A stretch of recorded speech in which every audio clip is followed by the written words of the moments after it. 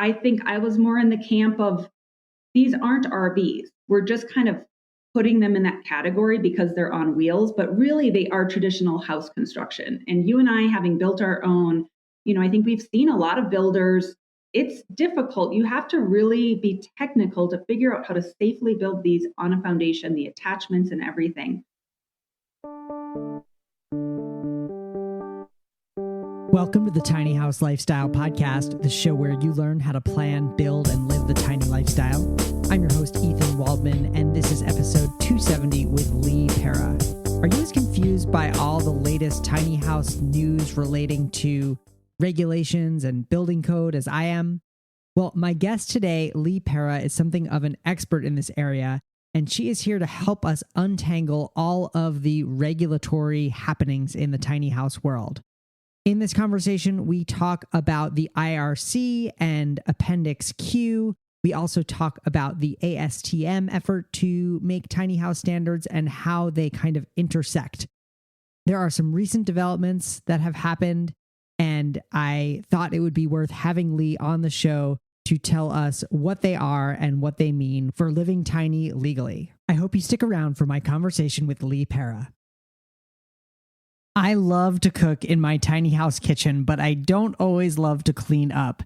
And one of my big concerns with going tiny was losing the convenience of a dishwasher. That's why I'm so excited to share today's sponsor with you, the Fotile 2-in-1 in-sink dishwasher.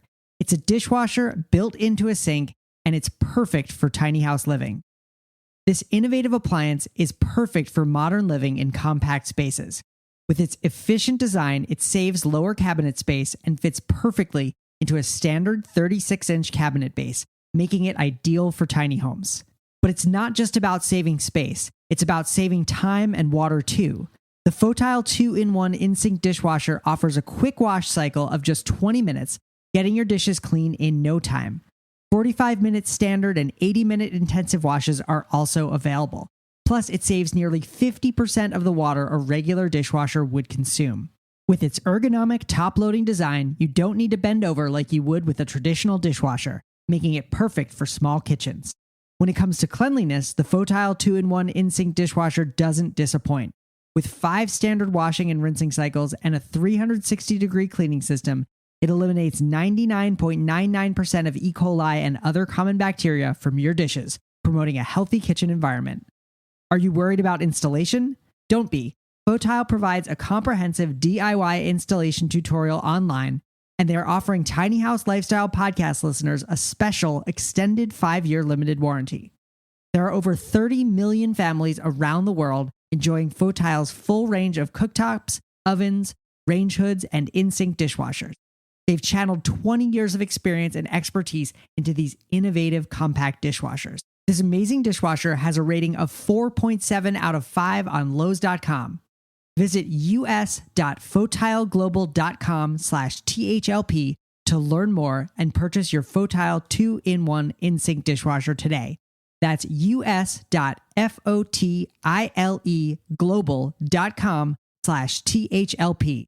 That link will be in the show notes too. Upgrade your tiny home kitchen with Fotile and experience the convenience of modern living in a compact space.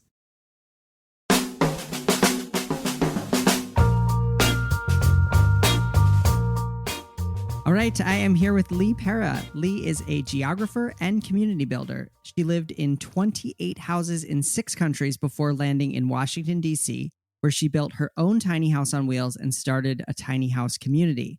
Lee shares her experience as a tiny house consultant, helping communities and cities implement zoning changes for tiny house development and leading workshops for individuals who want to know where they can build or park a tiny home.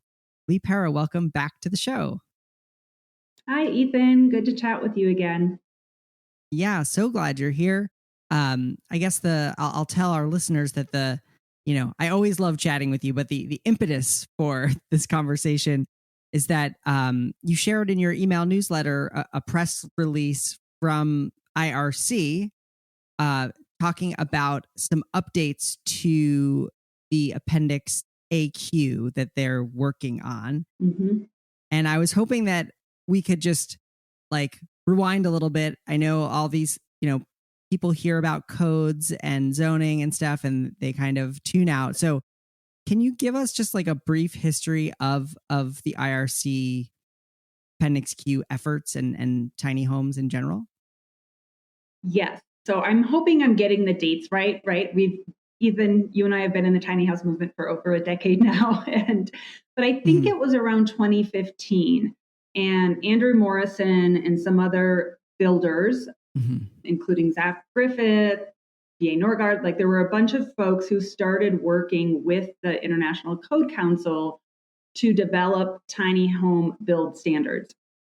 And I distinctly remember sitting in my loft and measuring for Andrew. He was trying to reach out to all of those of us who had already built tiny homes on wheels to incorporate what we had done in our homes so that they could get the build code right? They didn't want to exclude anyone. So I was really impressed with that. I was impressed with the fact that they were actively reaching out to the DIY community to see how we had built, because most of us, if we were trying to build safely, we were following building code to the best of our ability. But there were certain things there was no code for. There wasn't a code for a loft in a tiny house or a ladder or stair design.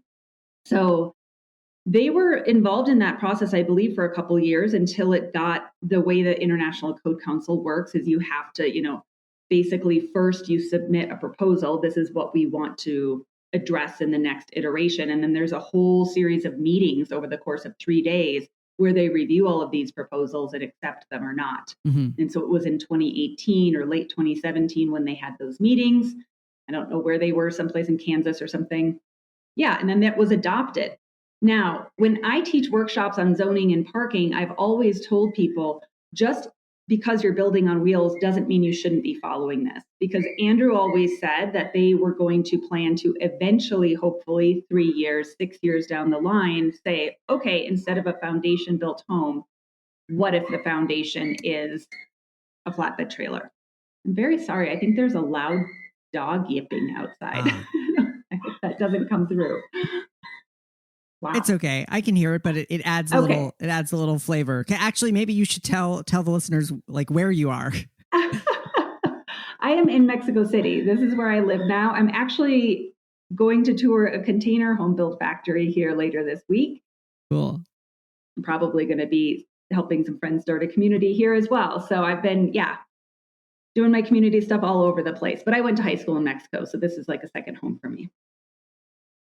That's awesome. That's awesome. And actually, I maybe like after we do this conversation about codes and stuff, I'd love to hear about, the tiny house movement in Latin America, if you can share anything about that. Sure. So basically the idea always was let's update the IRC code so that it can account for small buildings under 400 square feet, but with the idea in mind that down the road, we can kind of replace that foundation with a trailer and kind of update it further.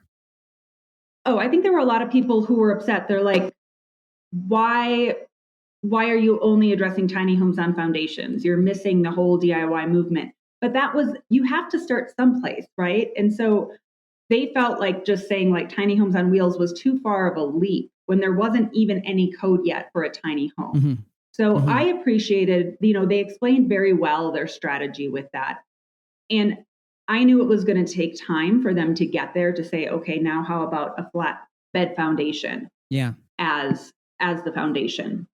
And so I think that's where we saw the RV code and ASTM kind of come in and say, well, okay, we don't have anything yet still. We want to start something so that there's some sort of standards for tiny homes on wheels. Okay. Now, at that point in time, I was still living in Washington, D.C., and it was when Steve Weissman was at Tumbleweed Tiny Homes, and he came through, and we actually had a meeting with the RVIA folks. And at that point in time, they said, we don't want anything to do with tiny homes on wheels. We have RV standards. And I've always tried to make that clear to people. If just because you're buying a tiny home on wheels that's RVIA certified, that doesn't tell you really anything about the safety of building that home. It tells you the safety about the electrical, the plumbing. RV standards are different. They're for RVs. And so That was back in maybe 2017, 2016. I can't remember the time frame. But so then you kind of had these two forks in the road. There were folks who were like, you know what? We want to go down the RV certification route because it's faster. It seemed faster. Mm-hmm. I think I was more in the camp of these aren't RVs. We're just kind of putting them in that category because they're on wheels, but really they are traditional house construction. And you and I, having built our own, I think we've seen a lot of builders. It's difficult. You have to really be technical to figure out how to safely build these on a foundation, the attachments and everything. Mm-hmm. So I was always trusting in the folks who were part of that original ICC code. I did trust them that they were eventually going to move forward with trying to get standards for tiny homes on wheels, or movable tiny homes as we're calling them now. Sure. Okay. And just for because we introduced some new acronyms. There's so many acronyms. Yeah, RVIA, is RVIA associated with ASTM?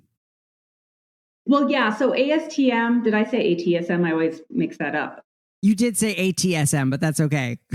Okay. ASTM is like a national accreditation. They accredit and create standards for everything, right? Mm-hmm.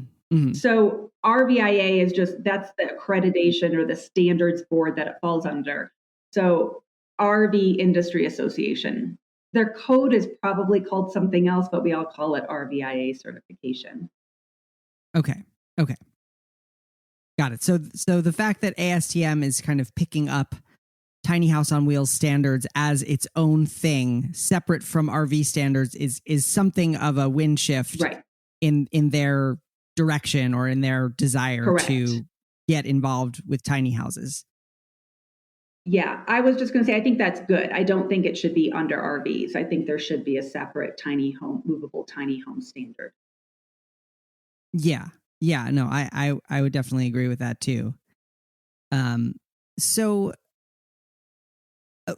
my understanding is that at least in the United States, that most states use IRC code as, the kind of governing code. So, if ASTM were to develop these standards, how would that play in? And that's where my confusion is too, and why I always was kind of more in the IRC, International Residential Code camp, because I've worked for government. I understand how slow it is to change. Mm-hmm. And so why try to create a whole new standard under something that local governments aren't using? Yeah. However, I do understand why folks wanted to do that, because they wanted to have some way. It's really hard to do advocacy if you don't have standards. Right. Okay. That makes a lot of sense. And that's like what I've heard, as you see different states adopting Appendix Q, or different, individuals advocating in their own cities and towns to get tiny houses legalized, they oftentimes model those rule changes on another city or another state or another town that has done it in a similar way. Nobody wants to be first, it seems. Yeah. Right. So, can you then, so it feels like we've kind of caught up to present day, more or less. So, April 4th, press release from International Code Council. Can you walk us through kind of what is happening? Sure. I'm not involved intricately in the effort, so I can't talk to all the details, but what they put out a press release about was that, yes, they were going to address movable tiny homes in this next iteration. Okay. So International Code Council meets every 3 years, and then they set the new International Residential Code. Mm-hmm. In this next go round, it will no longer be an appendix, the tiny home build. It will just be within the regular International Residential Code. So it's no longer going to be an appendix. Okay. And then my understanding is they will also be addressing code for building on a flatbed foundation, not just on a ground-bound foundation. So that's huge.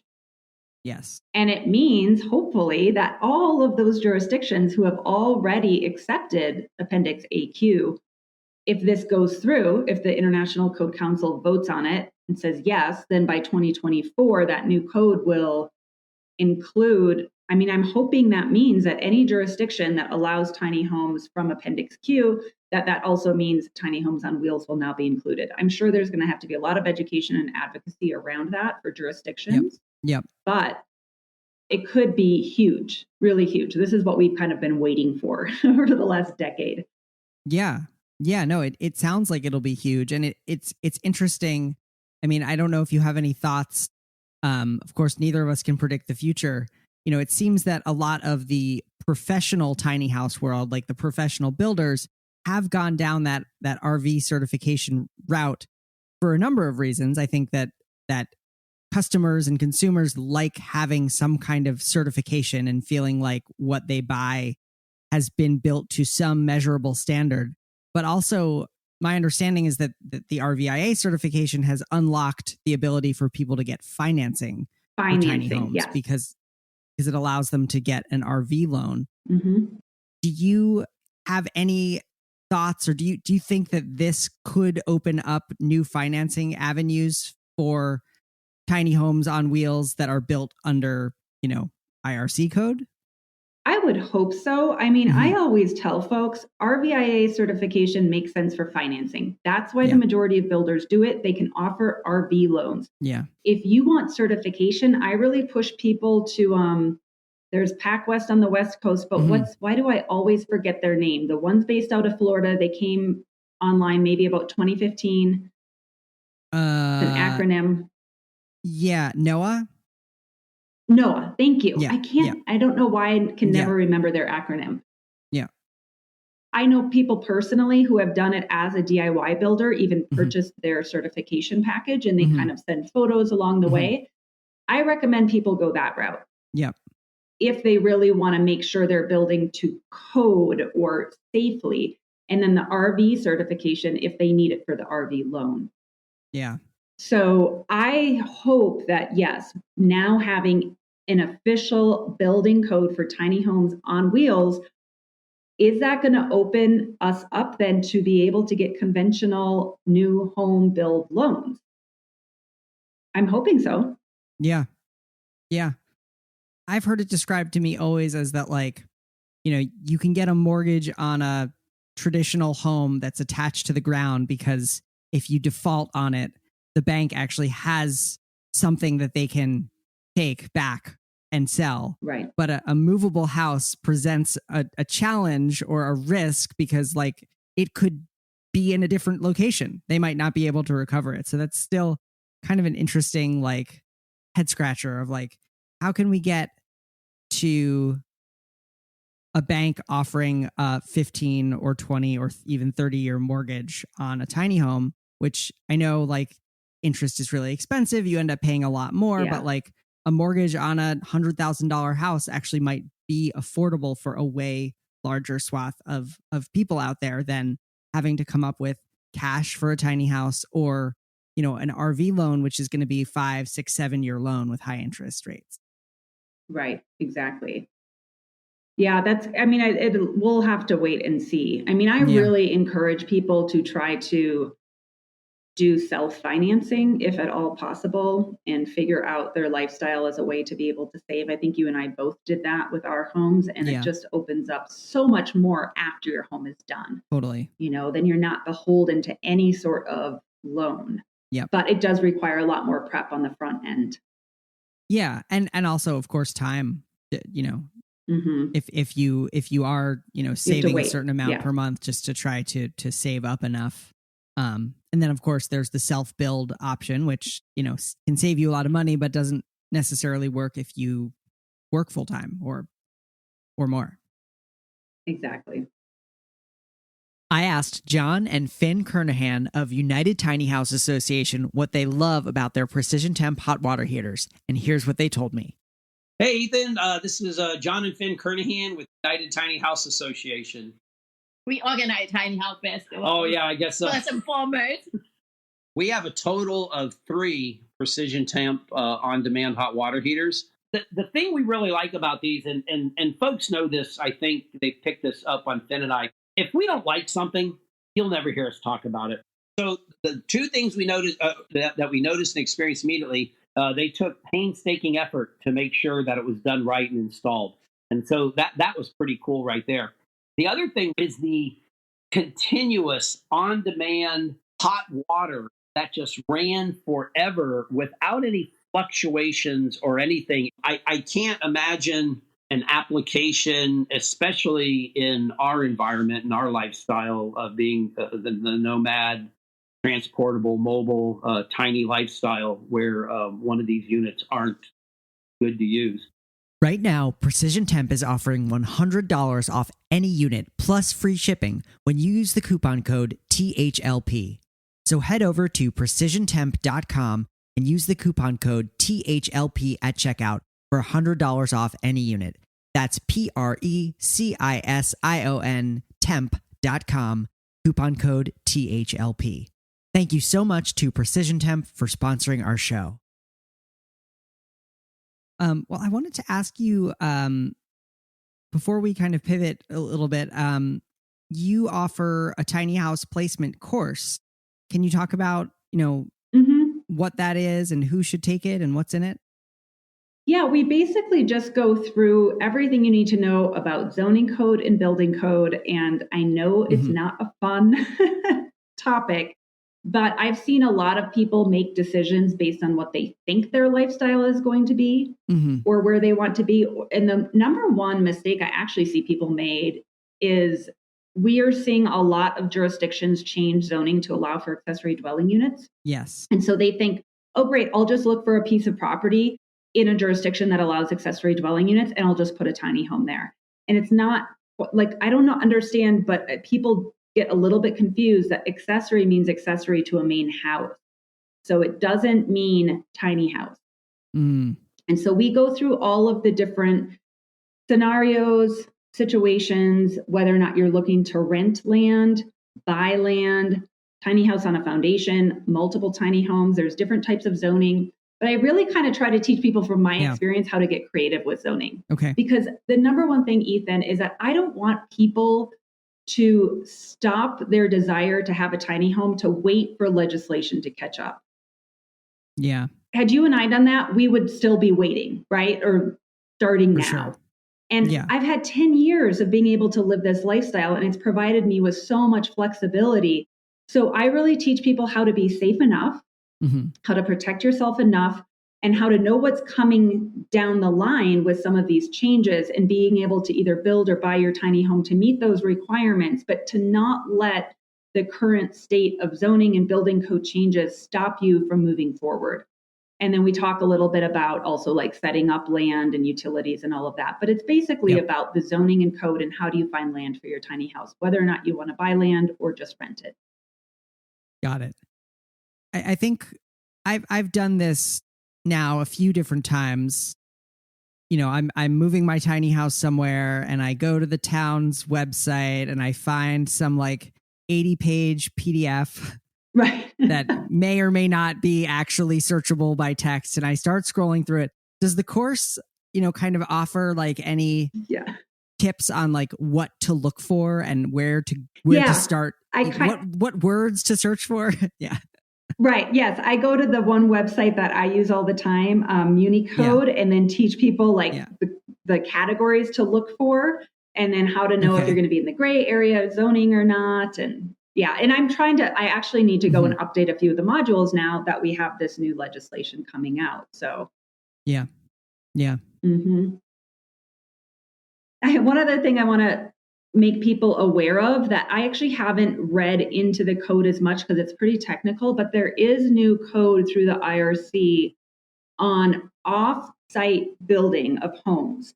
And this is going to play into tiny homes that are being manufactured off-site, because they're realizing like, oh, once you place it on site, you might not be able to certify it if it's been built off-site.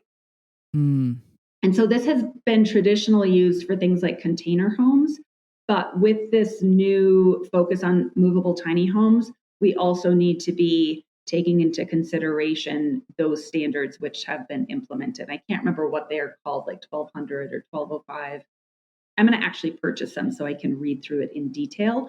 But it does, that's Interesting. more for like if you're buying, right? That's going to be if you're buying from a tiny home on wheels or movable tiny home company, Right. not just necessarily as a DIY builder. Because if you're a DIY builder, you can just build to the code. On site. Yeah. Yeah. Okay. Interesting. And so then I wanted to ask you about the consultations that you offer. Like what kind of, there are people, I guarantee there are people listening who are like, okay, I want to work with Lee because I'm trying to figure this out. Like what can you help people with consultation wise? Yeah, I do consultations for folks. I've done everything from like helping people figure out a strategy to find land, but mostly it's mostly trying like helping them understand the zoning and code for where they are and their strategy for finding land. Mm-hmm. I also have helped people kind of, I wouldn't say fight zoning, but if they've gotten a zoning violation, I've helped them come up with a strategy, and I have to say they've all been successful. So that's really exciting. All right. Yeah. How to tell the jurisdiction, hey, this is what this is, and kind of get creative. That's actually those are fun. Those are fun projects. And then also with tiny house communities, I've done some consultations for folks who want to look for land to start a tiny house community. Cool. Well, that's awesome. And so that's all at tinyhousezone.com if people are interested. Yeah, exactly. Cool. And I will, of course, link to all of that in the show notes for this episode. So you can look in your podcast app or, head over to the tinyhouse.net. You'll find it there too. So I do follow your Facebook group from time to time, and I've seen, several posts recently about tiny house projects in Latin America, tiny house designs and concepts. And I've been contacted by folks in Costa Rica a few times, and it seems like there's a lot of tiny house interest in Central and South America. I know it's such a wide topic to say, like, tell us about tiny houses in Latin America, but tell us about tiny houses in Latin America. Yeah, there does seem to be a growing movement. And one of the cool ones I've seen recently that came about during the pandemic were these little studios to put on your rooftop in Quito, Ecuador. I used to live there actually 20 years ago. So we're seeing some of that, right? Just like little extra spaces because of the pandemic. I don't see tiny homes here in Mexico City because, I mean, it's a big urban area, but outside of the city, definitely. Yeah. And there's a growing interest in container homes, flat packed homes. Building costs here tend to be less expensive than it is in the States. And building materials now are actually less expensive too. I think they have been maintained artificially high in the US post-pandemic. Yeah. And so I'm seeing prices for container homes here very affordable, and actually going to talk with a company who's doing flat packed and container home builds to see about even bringing some up to Texas or California and what the cost would be, because I think even with import costs, it could still be half the price of what you can find them for in the US. Wow.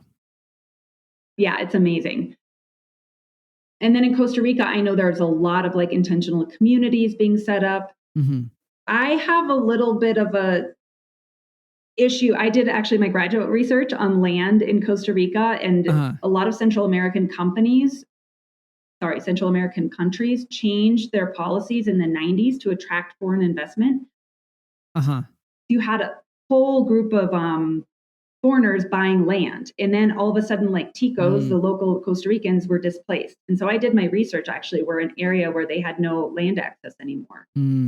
So I really encourage people, if they're doing that, to make sure you're working with the local community. We don't want to be, as tiny home developers or owners, a new form of gentrification and displacement. Yeah. I don't think any of us really want that. Those of us who got into the lifestyle because of affordable housing.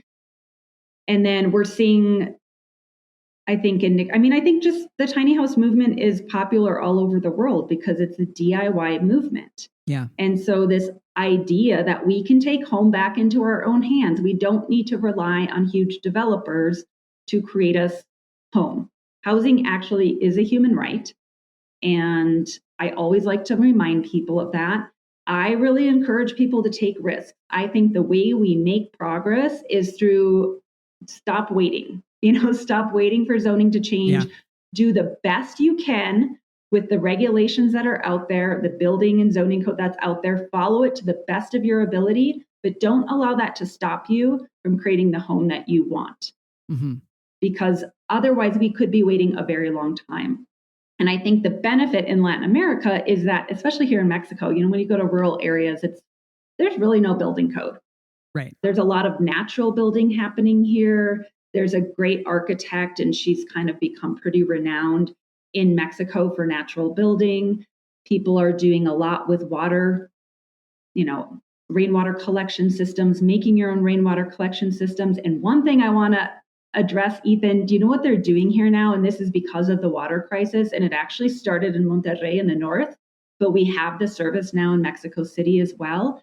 They will install, you can buy a $200 dry toilet, so a composting toilet, and there's a service that will come and pick up your human manure in cities. Yes. Wow. I mean, come on, US, we can do, they're doing it in Mexico. So it's pretty amazing to see. Yeah. Wow. I'm not that optimistic about that happening in the US until like there literally is no water, but amen. I love it. It's why I think some of these countries are actually going to surpass, right? They're going to be more resilient and better prepared for climate change because they have to be. And places like the US are going to kind of get stuck behind and trying to play catch up. Totally. That's really interesting and exciting. I enjoy following your Facebook page because I get to see things like that. So do you still own your tiny home? Are you? Yes. What are your ties back to your Washington, D.C. world? Yeah, so I actually just sold. For those who don't know, I ended up buying a regular foundation built home just so I could have a yard for my tiny home. And I used a program called NACA, which is an awesome mortgage program. For those who don't know about it, look it up. Okay. NACA came out after the last housing crisis as an affordable way to get people into homes. So I had my tiny house in my own yard and used it for about 4 years. And then once I decided I was no longer going to be in DC, I sold my house. And so now I moved my tiny house to a friend's farm. And it's in an area where there's no zoning. It's unrestricted zoning. So it's sitting on the farm and they're using it while they renovate the farmhouse. And then next year, maybe later this year, I will be moving my tiny house down to Texas, where I'm now a resident in Texas. Cool. Yep. Got it. Okay. And that's another great thing to. So Texas is actually, I don't know where the status of this legislation is, but they proposed legislation that anyone can put an accessory dwelling unit or a tiny home in their backyard by right across the whole state because they're seeing the need for affordable housing. And so that was introduced this past spring or summer in the state legislature, and I haven't followed it, but it's pretty exciting. Wow. Yeah, that is exciting. And that's also reminding me of what you said earlier, which is that just because a town allows accessory dwelling units doesn't necessarily mean that means a tiny house on wheels. Right. Although I have to say, like in Austin, I've been spending a lot of time in Austin and San Antonio, and in Austin especially, there are tiny homes on wheels in so many backyards. And I think a lot of jurisdictions, awesome. This is why I encourage people to just do it. With the affordable housing crisis, if you do it safely, if you do it to the best of the standards that you can meet, I have rarely seen people get in trouble. The only people I've seen who've had issues are in historic districts, or they didn't do their research with kind of talking to the neighbors first, and there was a neighbor who wasn't happy with it. Right. Yeah. I mean, like I'm in Burlington, Vermont, and the zoning code here is still like a bureaucratic mess, but we're like Boulder, Colorado. It's a small city. Everybody wants to live here. The housing costs have gone insane, and they are working on making accessory dwelling units more feasible by simplifying the code and things. But I don't know anybody who has a tiny house here that's fully legal, but I don't know anybody who's had enforcement. So basically the code enforcement is kind of looking the other way because ultimately they want tiny homes here, but it's just not legal yet. Exactly. Yeah. Yep. Yeah. Well, is there anything, I mean, this has been such a wide ranging conversation. I always love chatting with you. Is there anything else that I didn't ask you about that you wanted to kind of put on our radar? I don't think so, other than folks to just follow, what's happening Mm-hmm. across the country with zoning, and not just across the country. There's actually been some great movement in Ontario and some different places in Canada as well with zoning. I don't follow Australia and New Zealand as much. Mm-hmm. And I know in Europe too, there's some movement. So I think it's a really exciting time to be in the tiny house movement. Yeah. And I know that folks are getting upset with how expensive they've become. Yep. But if that's the case for you, then there are some great options. I know, Ethan, you put out in your newsletter sometimes too, these different build companies. I've found some new ones. Yep. There are still ways to do this affordably. Yep. I like to help people find affordable places to park them or place them, because that's where I'm seeing a lot of the unaffordability come in. Mm. People charging like $1,200, $1,500 a month to rent property. I'm like, how is that affordable? Like, you might as well then get like a regular foundation-based home and have the land equity. Yeah. Wow. Yeah. The whole point is that it's supposed to be affordable. Right. Yeah.